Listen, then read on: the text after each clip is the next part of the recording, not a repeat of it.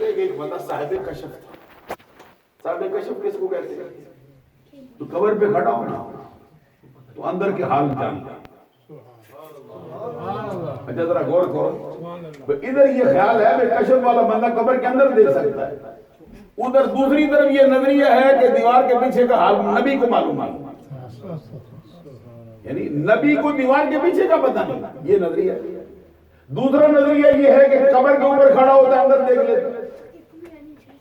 معلوم ہے مطلق نظریہ.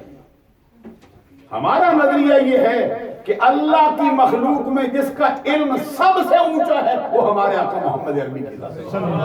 اب پھر اس کے بعد جس کا مرتبہ جتنا بھی اونچا ہو جائے نبی محمد عربی کے برابر نہ کوئی برابر ہو سکتا ہے نہ ان کی عطا کے بغیر کسی کو فیض مل سکتا ہے. سبحان اللہ، بے شک.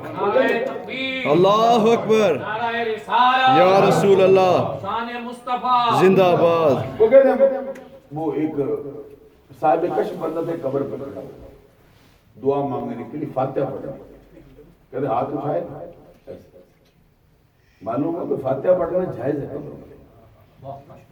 بے شک. ہمیں تو تقریریں کرتے رہتے ہیں، کہتے رہتے ہیں قبر پہ جانا چاہیے، یہ نہیں شرک ہوتا ہے. اپنی کتاب میں لکھا خود بندہ گیا ہے قبر پہ فاتحہ پڑھنے گیا، کشف والا بندہ کہتے ہاتھ اٹھائے فوراً نیچے کر دیا. فاتحہ پڑھے بغیر جو قبر کا مجاور بندہ تھا اس کے پاس چلا گیا. مجاور ویسے جو قبروں کی رکھوالی کے لیے ہوتا ہے، اسے جا کے کہتے یہ بڑا دل لگی بات بندہ ہے، قبر والا کون ہے؟ مجاور نے پوچھا یہ کیا کہتا ہے آپ کو جناب، کیا ہوا؟ کہتا ہوا یہ ہے کہ میں فاتحہ پڑھنے کے لیے ہاتھ اٹھائے، اندر سے مجھے کہتے ہاتھ نیچے کر، جا کسی مردے پہ فاتحہ پڑھ، میں زندہ ہوں. سبحان اللہ، سبحان اللہ کہو نا. سبحان اللہ. وہ کہتا اندر سے مجھے کہتا ہاتھ نیچے کر، کدھر فاتحہ پڑھنے آ گیا؟ کیا کوئی مردہ تلاش کر اس میں فاتحہ پڑھ، میں زندہ بیٹھا ہوں اندر، تو کدھر آ گیا؟ تو کہتے آگے سے جو مجاور تھا اس نے کہا مسئلہ یہ ہے کہ یہ صاحب قبر شہید ہوا. اب میں کہتا ہوں ان کے مرے ہیں تو قبر میں زندہ پڑے ہوئے ہیں، محمد عربی کے چاہنے والے مرے تو کیسے زندہ نہ ہوئے؟ سبحان اللہ، سبحان اللہ. اس موقع میں باتیں تو بہت ہونی چاہیے، لیکن یہ وقت کی نزاکت ہے. میں سمجھتا ہوں آپ کی طبیعت بہت بوجھ طاری کرتی ہے. ایک چھوٹی سی بات میں کہنا چاہتا ہوں. ہم جو یہ ارسال ثواب کی محفل سجاتے ہیں نا، توجہ فرمائیے، دو چار لوگوں کا زیادہ، یہ کوئی بدعت کا شعبہ نہیں، یہ کوئی ناسانگی سے ہم نہیں بیٹھے، نہ یہ ہم نے آج شروع کیا. یہ ارسال ثواب ہے کب شروع ہوا؟ ہمارے آقا محمد عربی صلی اللہ علیہ وسلم نے خود اس کی اجازت دی. نہ صرف اجازت دی ہے بلکہ اپنی زبان سے کر کے بھی دکھایا، بلکہ نہ صرف کر کے دکھائے، حدیث میں فرمایا، اپنے وصال کے وقت اپنے چاہنے والے کو فرمایا جب میرا انتقال ہو نا میرے بعد تو میرے لیے ارسال ثواب کرتے رہتے. سبحان اللہ. ایک حدیث میں سنا دوں ماں کی شان میں کہ جو بعد الوصال ماں کے لیے پوچھنے آئے تھے. یہ حدیث ہے کس کتاب میں؟ صحیح بخاری میں. جلد کون سی ہے؟ پہلے صفحہ نمبر اس کا 186 واہ، صفحہ نمبر اس کا 386، دو مقامات. سبحان اللہ. حدیث سیاستہ میں دوسرے درجے کی کتاب ہے صحیح مسلم، اس کی جلد نمبر 1 ہے، صفحہ نمبر 324. سیاستہ میں تیسرے درجے کی کتاب ہے سنن ابی داؤد، اس کی جلد 2 میں صفحہ نمبر اس کا 42. سبحان اللہ. تینوں مقامات پر اس کی راویہ کون ہے؟ ام المومنین حضرت عائشہ صدیقہ بنت صدیق، محبوبہ محبوب رب العالمین، سچے باپ کی سچی بیٹی، پاکیزہ نبی کی پاکیزہ بیوی، سارے مومنوں کی ماں، وہ عائشہ جس کو عرش اعلیٰ سے فرشتوں کا سلام آیا کرے. سبحان اللہ. حضرت عائشہ صدیقہ رضی اللہ تعالیٰ عنہ حدیث کی راویہ. حدیث کے الفاظ ہیں ان الرجل قال للنبی صلی اللہ علیہ وسلم ان امی یفتلت نفسها واظنها لو تکلمت تصدقت فهل لها اجر ان تصدقت عنها قال نعم. سبحان اللہ. ادھر بارگاہ رسالت میں ایک شخص آیا، اس نے آ کے عرض کیا حضور میری ماں کا انتقال ہوا، میری ماں مر گئی. سرکار اب میں پوچھنے آیا ہوں، ماں تو مر گئی، دنیا سے چلی گئی، میرا گمان یہ ہے کہ ماں اگر میری ماں موت کا پتہ کر سکتی تو مرنے سے پہلے مال خرچ کرتا، لیکن میری ماں خرچ کیے بغیر مر گئی۔ میرا سوال یہ ہے ماں کے مر جانے کے بعد اگر اپنا مال میں خرچ کروں، اللہ کے راستے میں غریبوں کو دوں، یتیموں کو دوں، بتائیے میری ماں کو اس کا ثواب ملے گا؟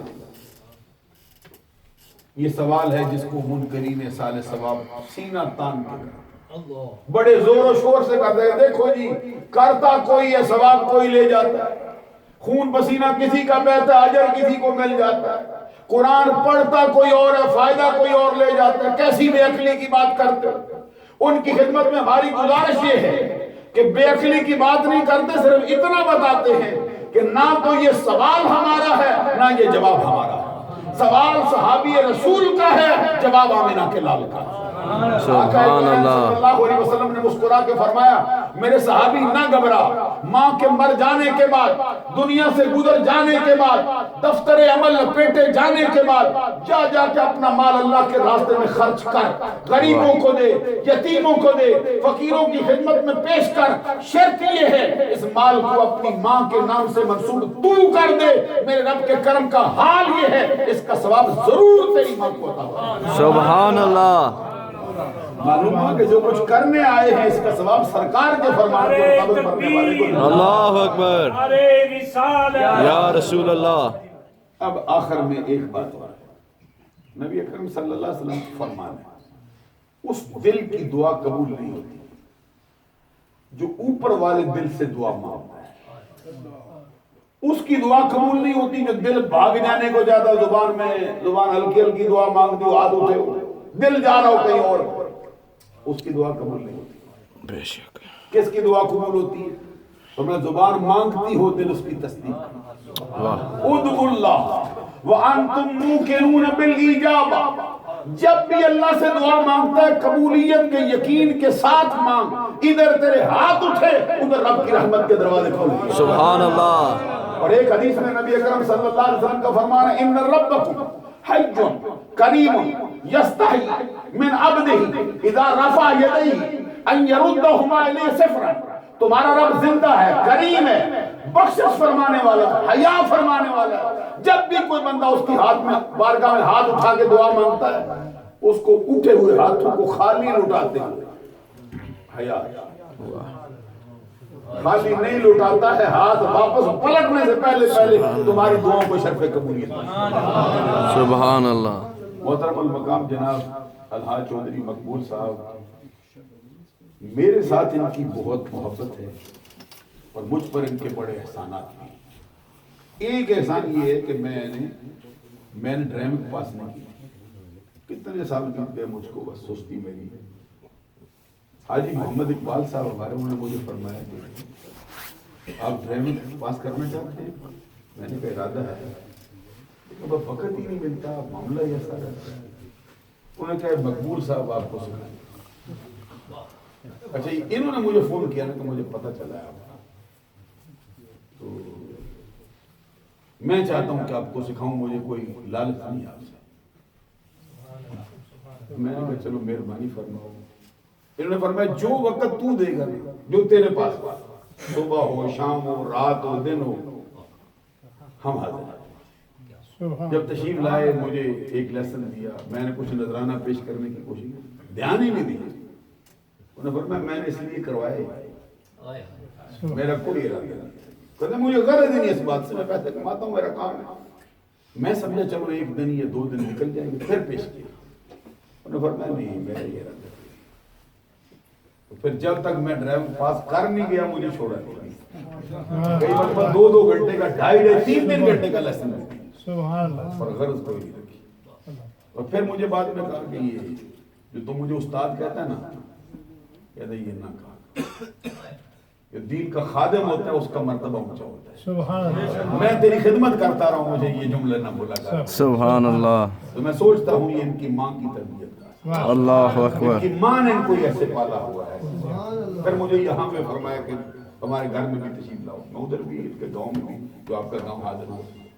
جب میں ادھر گیا تو میں نے دیکھا تھوڑا لیٹ تھا، میں اس دن بھی اتفاق سے دور سے مجھے آنا، جلسے کا بھی ٹائم نہیں ہوا تھا، ویسے تھوڑا سا جلدی پہنچنے کی بجائے تھوڑا مغرب عشاء کے درمیان پہنچا.